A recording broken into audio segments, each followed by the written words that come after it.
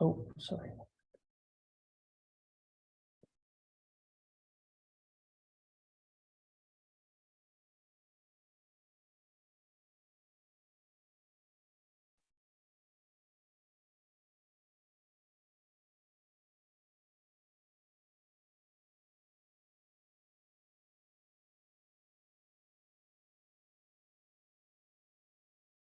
Okay, hello everybody. Sorry, we had a slight problem with the sound just at the beginning there, but thank you so much indeed for everybody joining us today. This is the APPG, the All-Party Parliamentary Group for T-levels, and I am one of the chairs, co-chair with Christian Wakeford.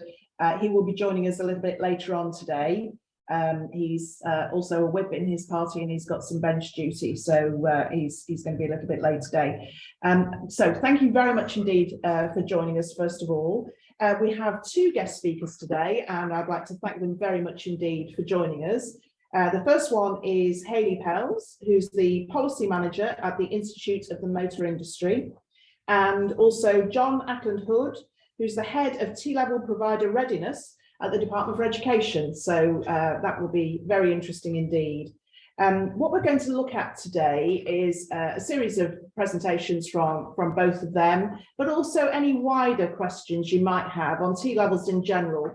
I'm a chair of a few APPGs, and actually this one is very interesting because we're right really at the very beginning of T-levels coming out. It's second year that they've run in schools, and I think it's a really good way for us to learn and to share information and learning between us. We have possibly the biggest meeting room here on the planet today, but I'm also seeing most people online, but I do have some people in the room as well. So I'll be taking questions throughout, but we will have a Q&A session at the end as well.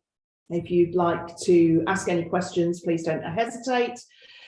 Usually speaking, it's the etiquette is with APPGs that parliamentarians go first by putting up their little orange hand, and then the Q&A questions in the chat from anybody who's not a parliamentarian.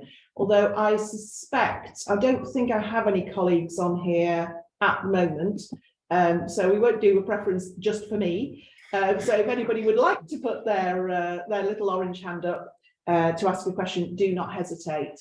Probably what we'll do is, if it's okay with you, is ask each of the presenters to present. So Hayley will go first, we'll ask her for her presentation, and then we'll do a bit of a Q&A after that.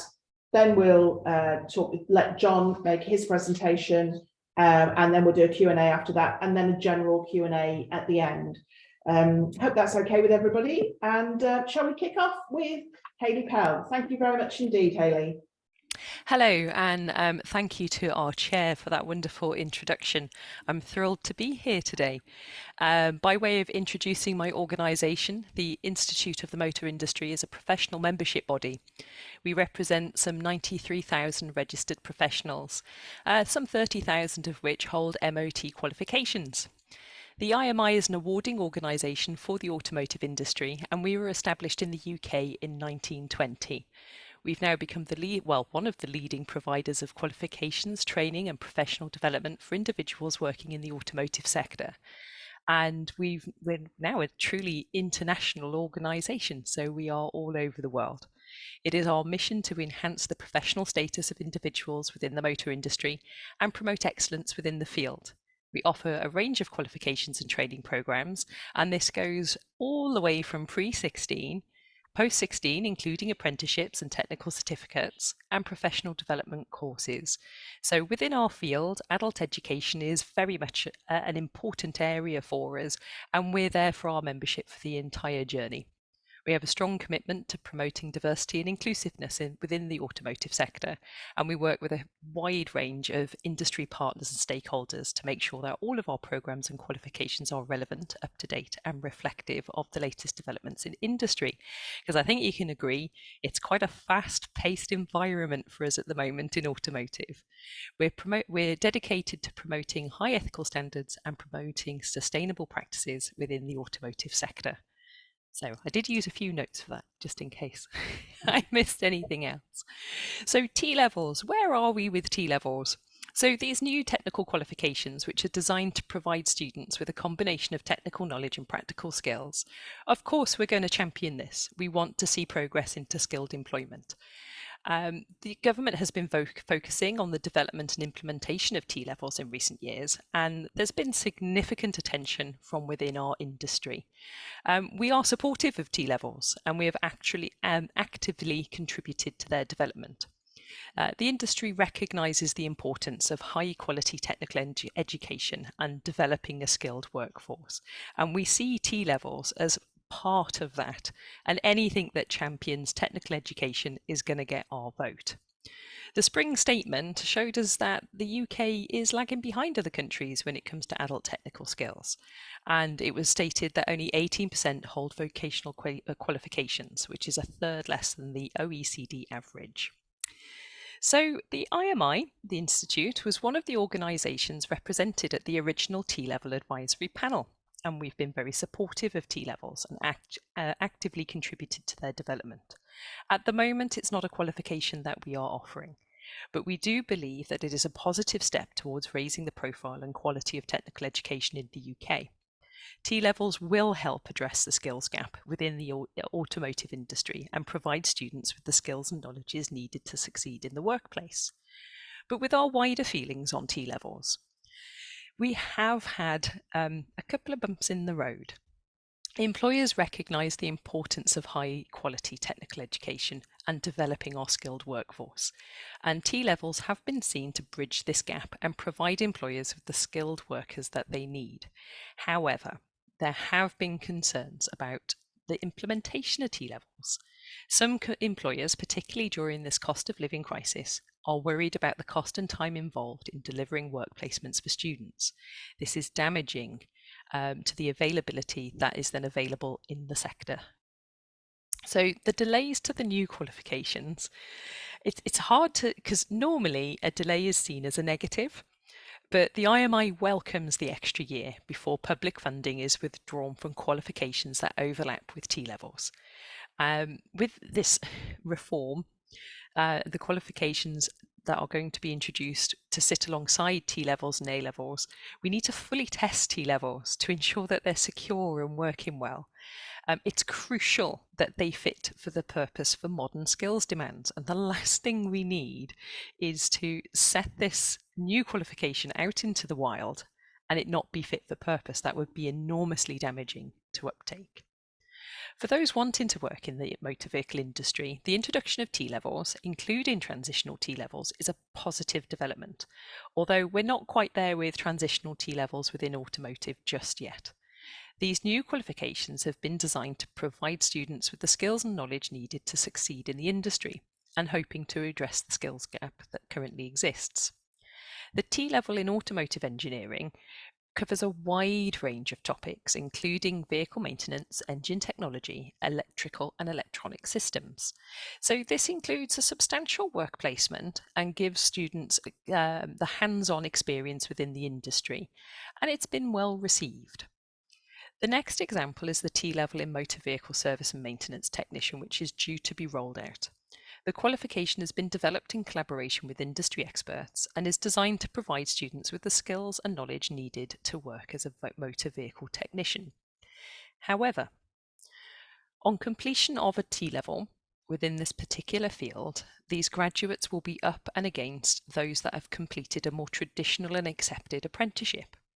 And I would ask for everyone to think very carefully about a qualified person entering the workforce that has spent 40 days a year working on vehicles and then working on safety critical systems as a full-time employee. I think there is further development that needs to be carefully considered within this area. So there may be challenges in engaging employers to the rollout of T-levels within the motor industry, and there is a lack of awareness among parents, employers or learners regarding the actual situation, and that's the primary issue with this model. Employers need to understand the benefits of T-levels and be willing to provide those work placements and employment opportunities for T-level graduates. Within automotive, many of our apprentices proceed into full-time employment with the workplace provider. So it'd be nice to see this level of success translated over to T-levels. But there may be concerns from employers about the additional time and resources required to support T-level students, particularly if they're already supporting an apprenticeship programme, which gives far more industry experience. T-levels present an excellent opportunity for those who the qualification is targeted to support. The concern for us lies in the unintended consequence of removing resources from those who require an alternative to the T-level. Access to technical qualifications at level 3 and below are critical to the support of the UK transport system in military, logistics, private and public modes of travel. So although T-levels are relatively new, and there are some examples of highly successful pilots in industry, there are some individuals seeking an apprenticeship that may not see T-levels as a suitable option for them. So we all need to work closely together to ensure the successful implementation of T-levels within the motor industry and address these concerns and challenges that are arising. We do remain optimistic that the potential of T-levels to address the skills gap. They are excellent classroom-based qualifications, and they may require formal review in policy to seek wider sector and cross-party political support for their continuity and implementation. To be successful, T-levels must sit appropriately within the education landscape and not replace opportunities that might better suit the learner's development, as skills are often the passport that enables social mobility. The current range of the qualifications at 16 are understood and respected by employers within our sector. The removal of level 2 and level 3 technical qualifications could disproportionately impact those from SEND backgrounds, underrepresented populations and disadvantaged families. So if there are any questions to that presentation, and I'm sorry I didn't have time to get slides together for you today, I'd be very happy to take them. That's great, Hayley. Thank you very much indeed. Would anybody like to ask a question? I've got a few actually, but does anybody want to go first? Any little orange hands anywhere? I can't see them from here. Shout up if you have got a hand up and I can't see you. I'll ask some questions then, if that's okay. Thank you. So right at the very beginning, you said something very interesting, actually, which I didn't realise, which was that we're lagging behind by around about a third against OECD, other OECD countries in terms of skills on average. So at the moment, is that holding back industry, do you think, because we have got less skilled workforce? Or is it just creating a smaller market? Well, within automotive, I'd say that it is a highly competitive market to operate within, from manufacturing all the way down to maintenance and repair. And I think in having those kinds of figures publicly available, because these are the ones that I lifted from the spring statement, doesn't really set out the shop particularly well for our international clients that might be interested in our workforce. Okay, so do you think, I mean, in a blink and you'll miss it 10 weeks last year, I was the Minister for Small Business, and there were three things that small businesses always kept on talking about, and one of them was skill shortage. So do you think if we had T-levels available, along with a whole matrix of things, I'll ask about that in a minute, but and I do think a matrix of things is important, but T-levels in particularly in automotive, if we did, do you think we would have more productivity and perhaps more businesses out there? Well, I think T-levels can sit very comfortably within the motor vehicle education landscape. I'm a former military person, and when I first examined T-levels, the first leap out to me was this could really address something that's missing within the hands-on technical environment, in that we could create some kind of officer class of technical workers, where an understanding of the challenges on the shop floor would be crucial to that management style, a sort of leading from the front, if you will. But that would give further opportunity to develop a management and training aspect for our industry. I truly think apprentices suit many aspects of our sector, and the current provision of T-levels, there are many challenges to present a T-level graduate on a par as somebody who has completed an apprenticeship, and to say that they are equal within the workforce. But perhaps there's something more that we could do with T-levels, which is develop the opportunity for that hands-on experience with a clear progression onto a level 4 or level 5 qualification that could offer a management opportunity, and we could grow our own achievers. I think that sounds quite marvellous to have that attraction within the motor vehicle education landscape, to say, yes, you will be starting within a technical role, but you are setting on a path for perhaps a management or training role yourself, and that the T-level could be part of your pathway to get to that place. Yes, absolutely. That's a great idea. Again, the matrix of being able to fill out the various different steps of skills required. Excellent. Andrew Stanley, you have a question, sir.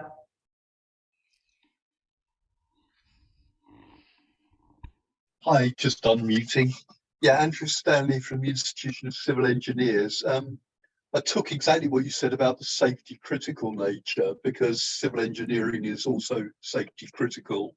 You don't want a tunnel to fall on your head, etc. So I think with the IFATE or the DFE, I forget what it was, we think an extra year on top would take people through a level 3 apprenticeship, and it may be more suitable for a level 4 apprenticeship or level 6, where the students are competing with A-level students. Our worry at the moment is we don't think many are going to do the civil engineering pathway in construction, design, surveying, planning. The civil engineering pathway has more maths, and from the first cohort, I think there are only about 20 civil engineering completers. We don't think it's going to go up. So what we do have a level 3 apprenticeship, but that survives in a sense. Well, it's got quite healthy numbers, because you can infill to BTEC nationals, which may well disappear. So we're actually concerned that we might choke off level 3 apprenticeships.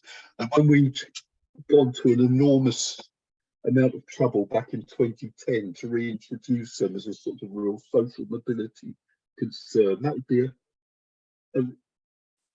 be quite sad. And that's something would be great if the Institute would sort of keep an eye on and come back to us. I'll shut up now. No, that's very helpful, Andrew. Thank you very much. Go on, Hayley. Sorry, Andrew, to which institute do you refer to that would be keeping an eye? Oh, the Institute of Apprenticeships. Yeah. Yeah, well, I mean, we'll keep a sort of eye on it. Yeah, we'll all keep an eye. Yeah, I think that's the most important thing to do, isn't it? That we all keep an eye, and to continue these conversations. I share your concerns about BTECs. They were an enormous success for many people who perhaps did not come from a privileged background, to gain social mobility through the acquisition of skills. And I think we must be incredibly careful with how we tread forward, in making sure that the T-levels are going to sit within the landscape comfortably and offer something different. At 16, it seems such an enormous choice, doesn't it, to sort of say, right, you now need to make your whole life's decisions on this one pivotal moment. And I wonder if T-levels will offer more of an agility, more similar to how BTECs did, for those who weren't completely committed at that point in the idea of direction. And I can definitely see the advantage of a T-level for certain situations. It will require robust support from our colleagues in careers, to make sure that our young people are safely shepherded into the paths that are correct for them. And further to that, I would like to perhaps suggest that we could do more within pre-16, to showcase those that have completed further education as an alternative to higher education, and allow schools to showcase how successful those pathways can be. Because it does appear that schools are more encouraged to showcase their achievement within higher education, and I think we within further education have got a lot to offer. Yes, I quite agree. Andrew, does that help you? Yes, yeah, thanks. That's useful to hear. I just always worry about unintended consequences.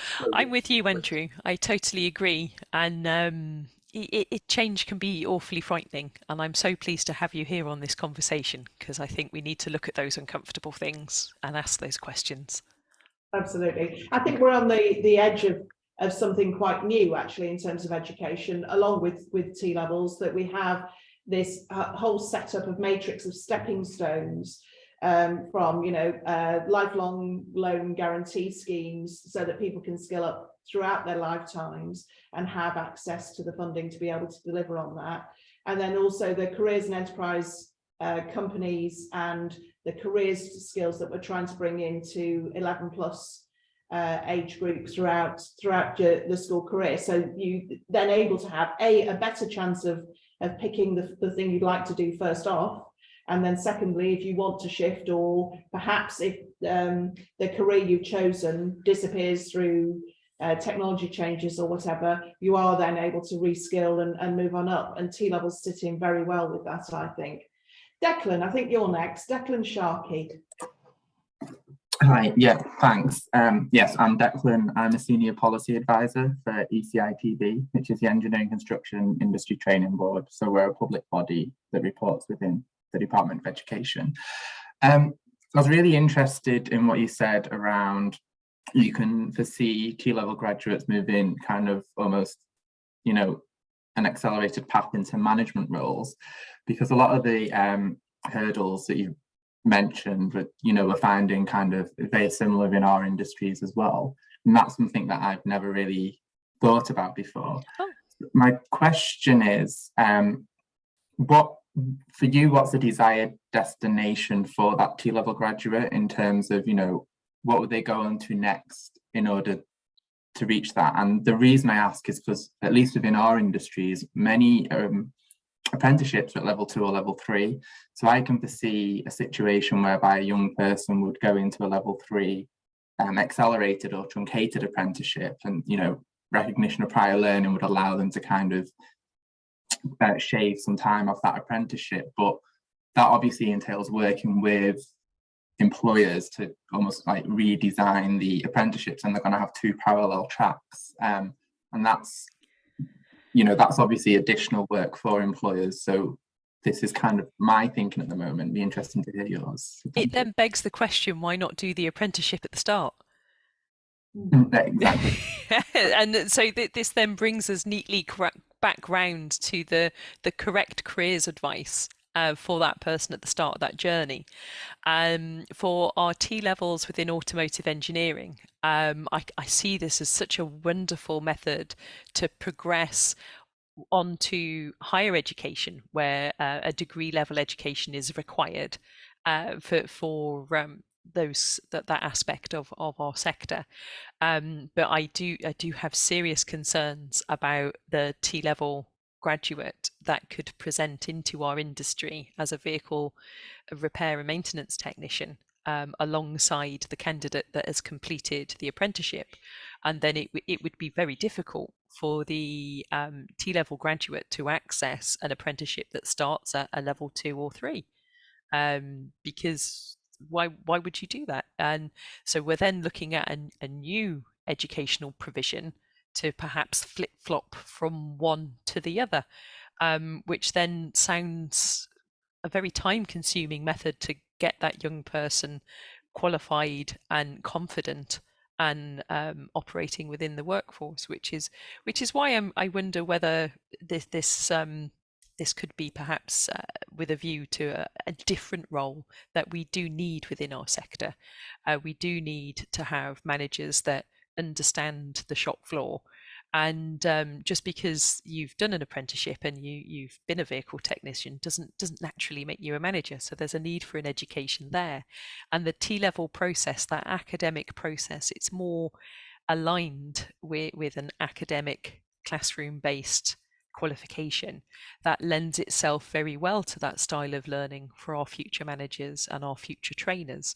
So really, I'm so excited about T-levels. I desperately want them to work. I know they can work. I read it, I read what's on the tin, and I want to open it, I want to get involved. And I would very much like to see them fit for our sector and gather them up into the educational offerings within our landscape. When I've worked within Pre-16, as a personal anecdote, I ran things like Saturday clubs and stuff like that on 10-week cohorts for young people to attend. And they were always very enjoyable. The young people very much enjoyed it. And we do a presentation at the end and speak to their caregivers and parents and loved ones. And the story that came through quite often was, we very much enjoyed this, they loved working on the cars, but we want something more for our loved one than just being a mechanic. And something inside me just died, because I was just a mechanic, and it's given me a wonderful career and I've had fantastic experience.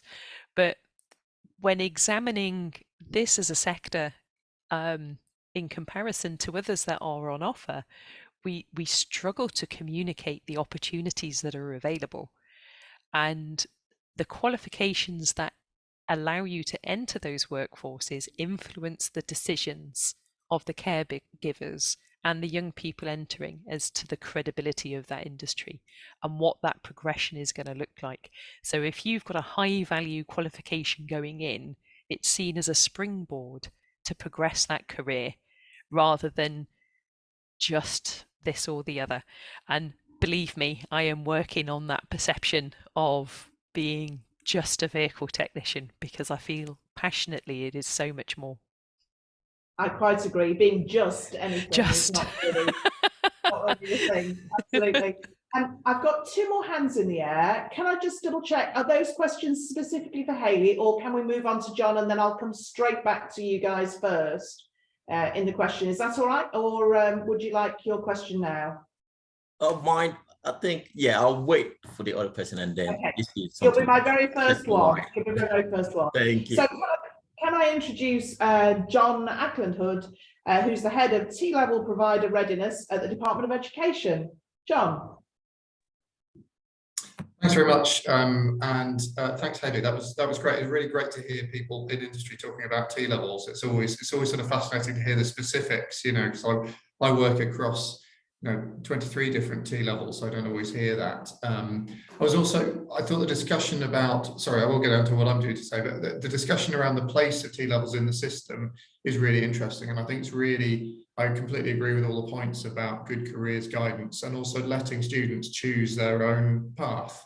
So, but giving them the right guidance. So for many, you know, in automotive, maybe the apprenticeship is the right path because they do want to get, 4 days a week hands-on and do some study alongside that. I think for others, they may be more comfortable having something that is more classroom-based, but with a really good, strong hands-on element. So I think that's a really interesting discussion to go with. I was also, one of the reasons I wanted to come and work on T-levels 3 years ago was trying to get the parity of esteem between academic and technical education. So I was really struck by you were saying, just a vehicle technician. That's kind of exactly the kind of thing that we want to, that we really want to sort of challenge and stop.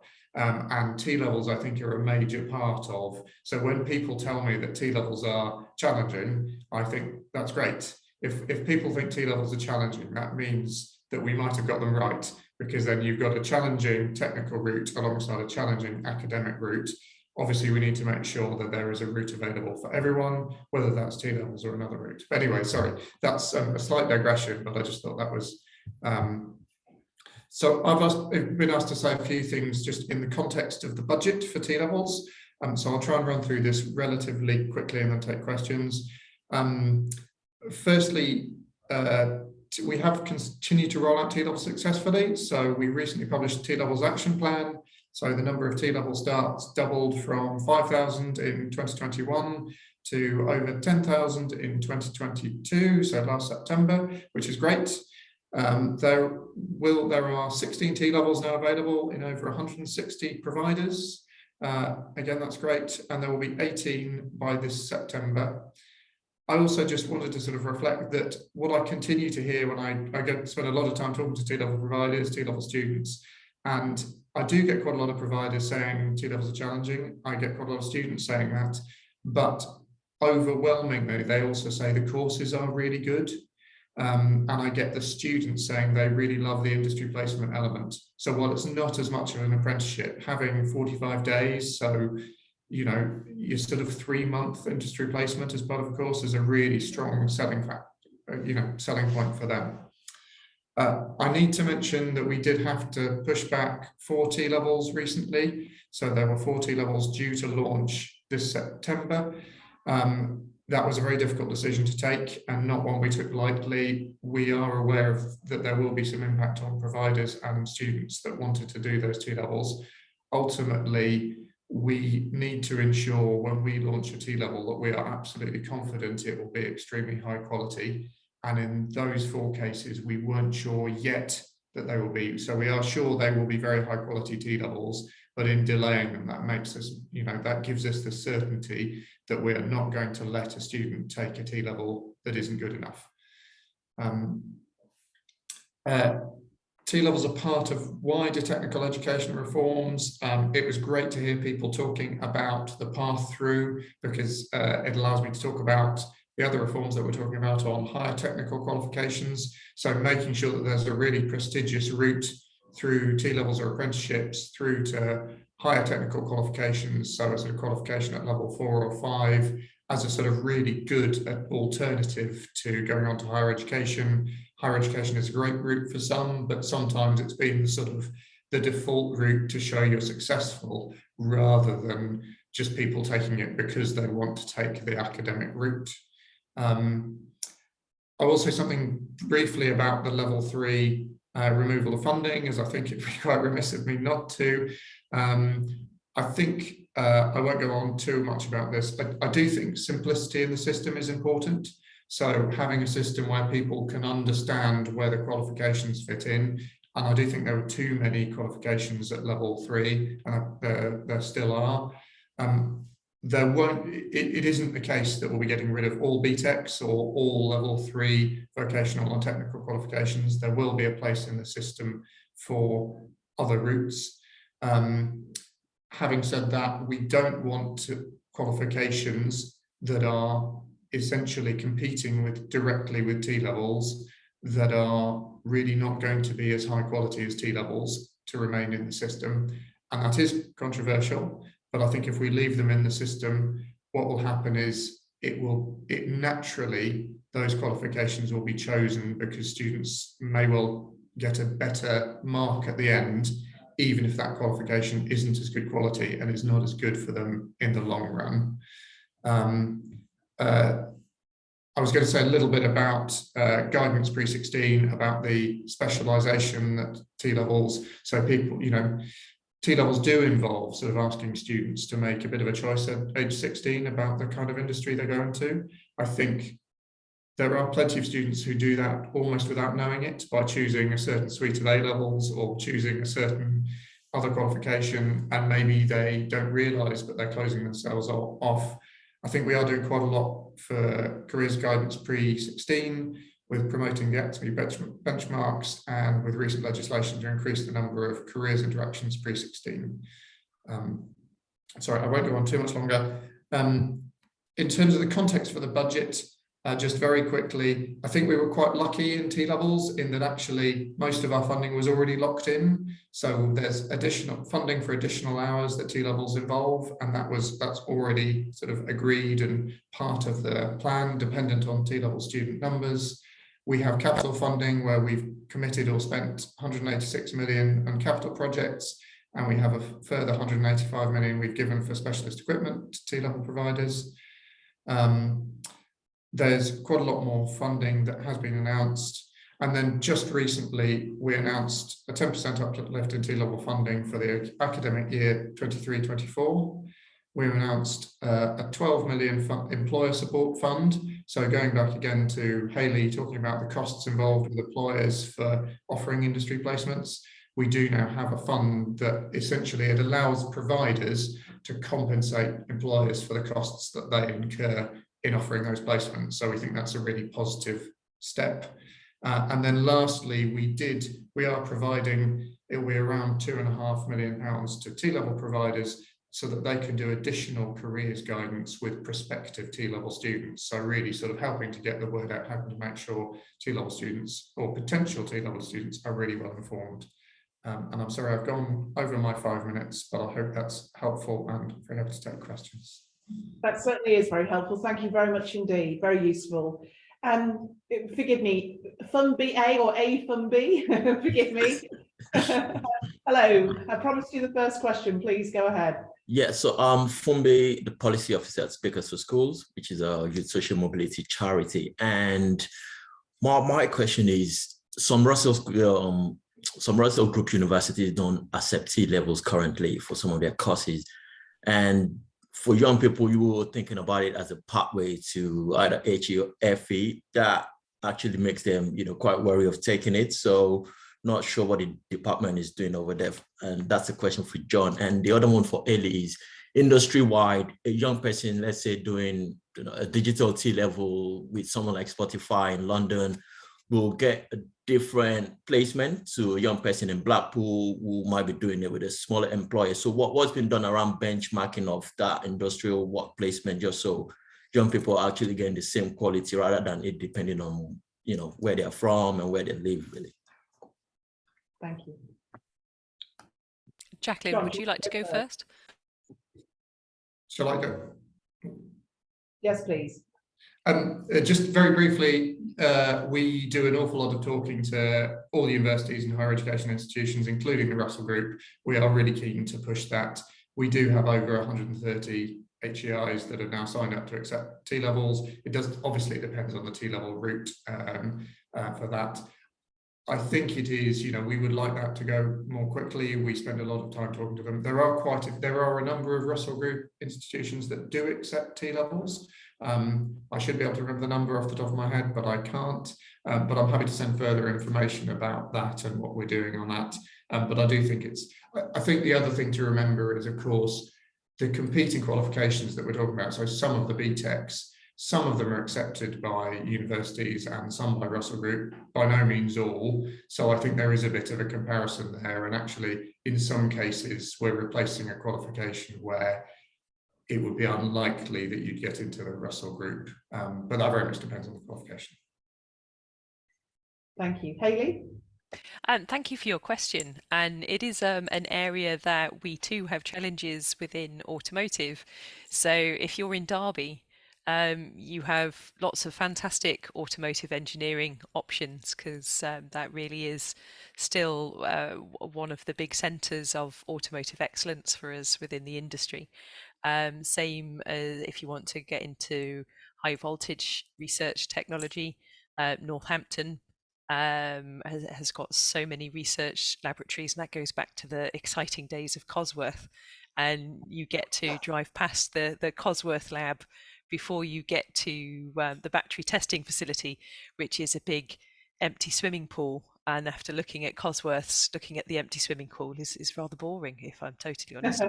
Yeah, I think this is an area where the LSIPs and mayoral groups will really come into their own to make sure that that communication as to what is available locally, if the learners want to remain local, because not all learners do want to remain local. And within the spirit of social mobility, learning which learners are looking to perhaps venture further out of where they originally were based, and making sure that adaptation can be factored into their T-level. And perhaps this is an area where this funding would be appropriate, to allow that industry experience that isn't just on the doorstep. Is this something where we could see learners coming from one end of the country to another. I served my initial training as a teenager with the military, so it was quite normal to get hoyed on a train with a bag and go somewhere else for either learning or for your next deployment or something like that. It would be rather wonderful to see T-levels used in that way, that you could perhaps do your industry experience in some kind of block format with some of our luminaries of industry within the particular field that the learner is interested in. Very good. Thank you. Beatrice, I think you're the next one. Would you like to ask your question, please? Yeah, sorry, it's Beatrice Ballion here from Engineering UK. Just to say sort of up front, we are supportive of T-levels as an organisation. We've been working with Make UK on a report recently about T-level industry placements, and we are looking and working with DFE and others like the Gatsby Foundation to take some of the recommendations in the report forward ourselves, but also trying to support the addressing of some of the other concerns around the industry placements that do still remain. But the point I actually just wanted to make with a question really is just something that we are hearing, or I'm hearing quite a bit more, and I think it is something to think through, is who T-levels are for, and the sort of this idea that you know, their technical route into different professions, but actually what we're hearing is that in many cases they're actually, I don't know whether the word displacement is the right word here, but like are displacing sort of A-level students into T-levels, and therefore actually the T-levels are not necessarily, they're not necessarily a route for the young people who would have, you know, gone down a technical route or done a BTEC in the past.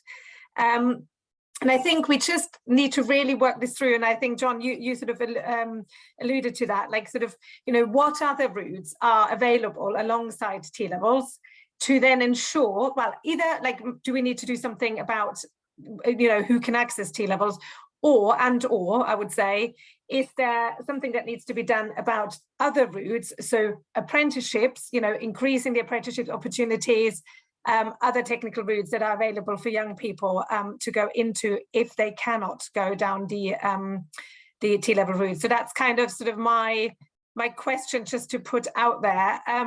And the other thing I just wanted to say is like, you know, around the teachers, like we mustn't forget that like we do need quite a lot more FE teachers to help deliver that. And it'd be interesting to hear whether people have ideas about how we can improve that. Thank you very much, Beatrice. John, would you like to go first?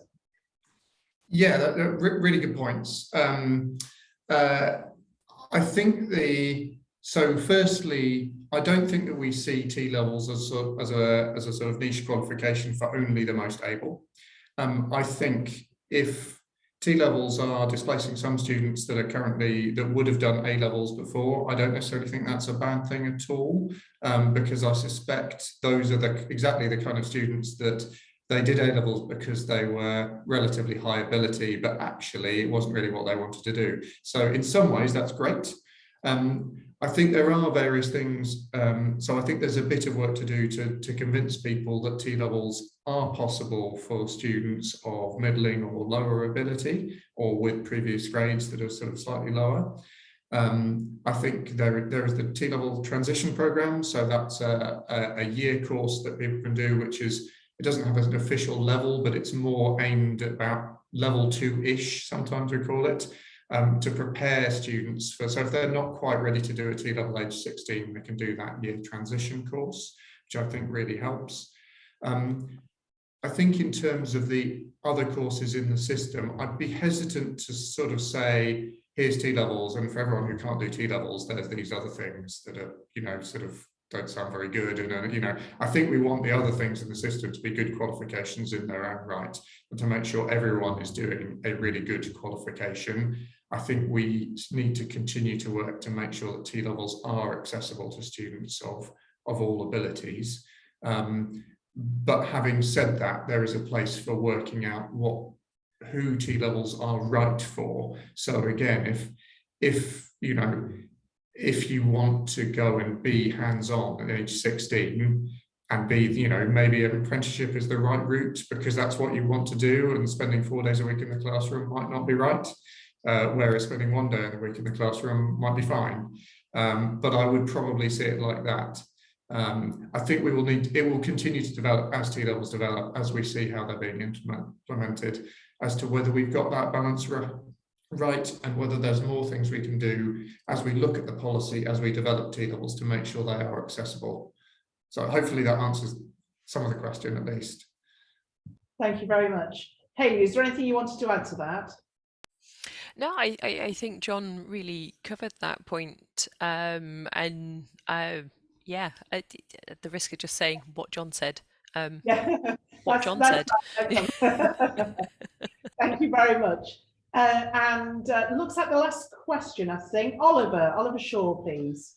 Hello. Hello. Yes. I'm just my own now.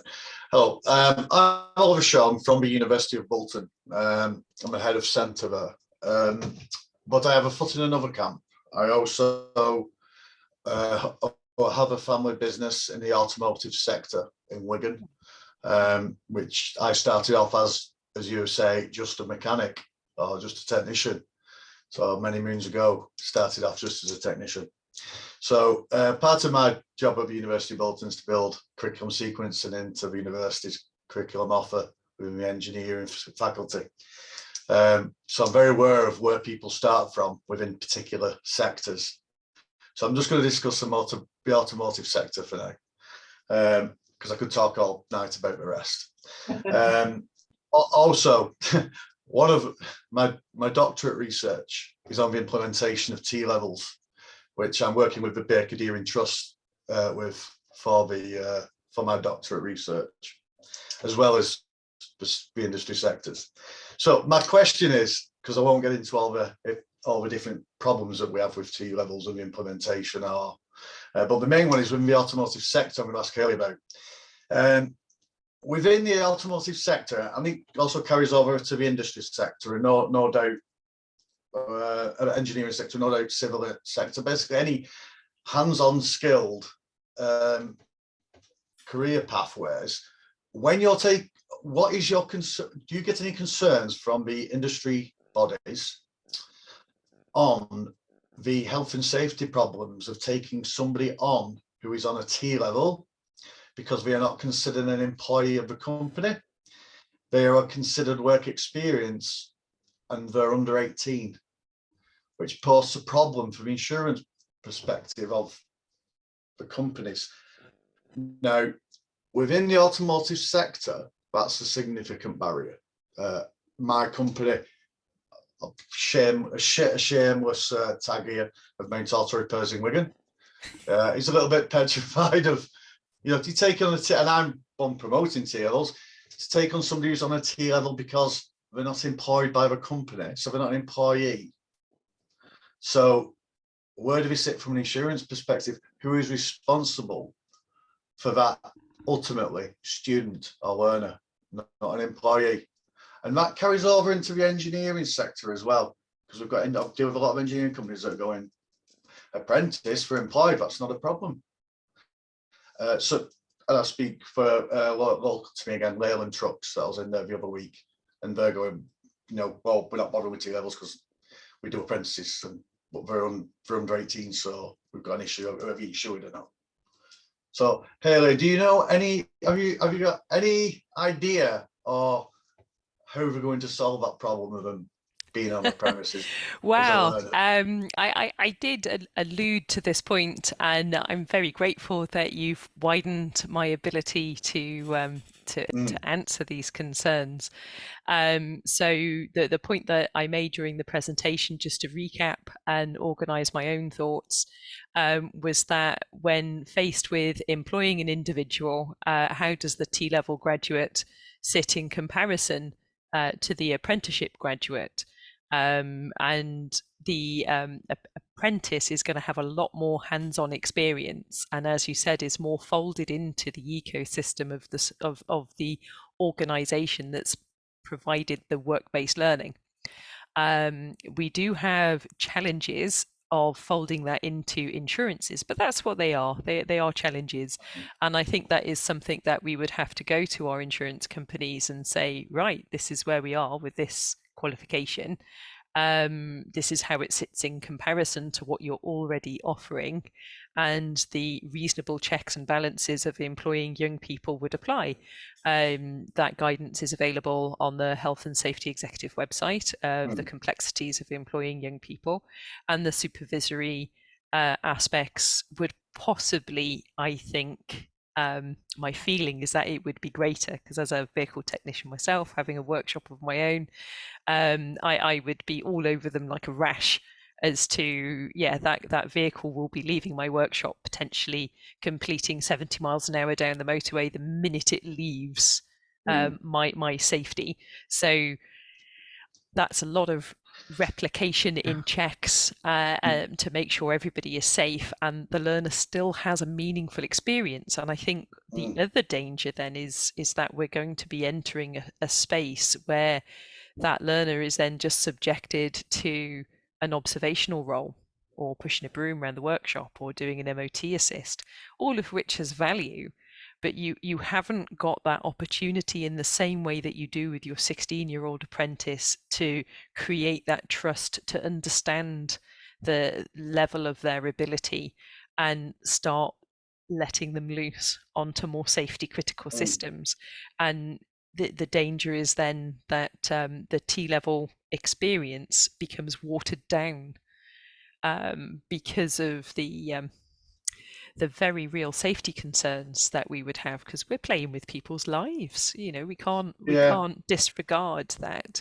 And as somebody who has had 2 children, and I understand the education landscape and people need hands-on experience, I can't tell you how horrified I was when I needed some additional attention after the birth of my child. Could they have a go? I was like, what? And they said, but they need to learn. And they're literally in stirrups going, but I don't want you to learn here. We don't offer that to vehicles, interestingly. And it gave me a unique perspective that if the motorist was in the room, would I be articulating, can a learner work on your vehicle?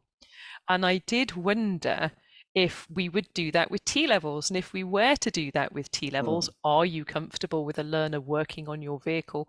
Would we not offer that to all learners? Would it not be all of it? And how many motorists would then go, yeah, I'm totally happy with a 16-year-old learner under supervision working on the braking systems of my car that I put my children in? Yes, yeah, thank you. Thank you very much. So having said there were no more questions, I think we've got 2. So if we could make them really quite quick, I'd be very grateful. Neil, could you go first, please? Thank you. Neil Johnson, Assistant Principal at Barnsley College with responsibility for implementation of T-levels. It's probably more of a comment for John as much as it is a question. We believe the T-levels are a fantastic qualification. We really see the benefit, and we've got some great success stories with our students that are progressing through this. It is just remaining mindful of the student within this gap. So we've talked about apprenticeships, we've talked about T-levels, A-levels, they're all qualifications. We've mentioned BTECs, but actually the comment about potentially we have students who get a higher grade because it might be a lower quality qualification. Please be mindful, actually, some of these students get the high grade because it's the right type of learning for them. You know, there's the old image, isn't there, of the chimp and the elephant, and it's the exam being climbing the tree. And what we have with T-levels is a very stretching, rigorous academic as well as technical qualification. We have many learners who will struggle to meet the academic measurement that is applied in a T-level like it's an A-level, but will be excellent individuals in industry. And as we are mindful of what qualifications may be defunded, actually, there are some qualifications, and I have, in over 28 years worth of experience, I've taught many, many students who've gone on to be incredibly successful through a route that they wouldn't have been successful had it been the T-level or the A-level. So it's just being mindful of in that landscape that is moving forwards, that we ensure there are qualifications that are fit for all to be able to progress and succeed. Thank you. Okay, thank you very much, Neil. John, if you could answer that quite quickly, but actually that kind of has my closing comments within it, because it would have been remiss of me not to say exactly that. I was on the Skills Bill Committee that became the Skills Act, and there we talked about this matrix, about making sure that BTECs would still have a place. We didn't want to duplicate, but we did want to be able to have certain skills at certain levels and people being able to move from certain levels and so on. So if you could very quickly, please, John, talk about that, I'd be very grateful. Just very quickly, I mean, I do agree with Neil. Please don't take from my comments that I'm saying, you know, all the current qualifications are no good and they're not as good as T-levels. That's not what I'm saying at all. I think we need to reflect that there are some level 3 qualifications that are probably not what we want them to do, but I'm certainly not going to mention names, not least because there'll be students doing them and I wouldn't want to do that to the students on those qualifications, even if I could name them. So, and I completely agree, we need to make sure the system does have a place for everyone, that that we keep the right qualifications in the system. I think we've said we're not going to get rid of all BTEC, so we'll stick to that. And I think, you know, and I think the other thing is, you know, I mean, I can't say much more. The next sort of suite of qualifications that overlap with T-levels and are therefore likely to have their funding removed has not been published yet. So I would encourage people to look at the detail of that when it comes out. There is a mechanism to then make representations, or for awarding organisations to make representations. So there are systems to make sure that we don't just get rid of everything without thinking about it. I think that's okay. Thank you. All right, do forgive me, we're being asked to leave the room because it's nearly 3 o'clock. So if I could just take this opportunity to thank absolutely everybody being here today. Very interesting. Hayley, Pells and John, Acland-Hood in particular, thank you very, very much. That was a very useful time for me, and I'm sure everybody on the call today.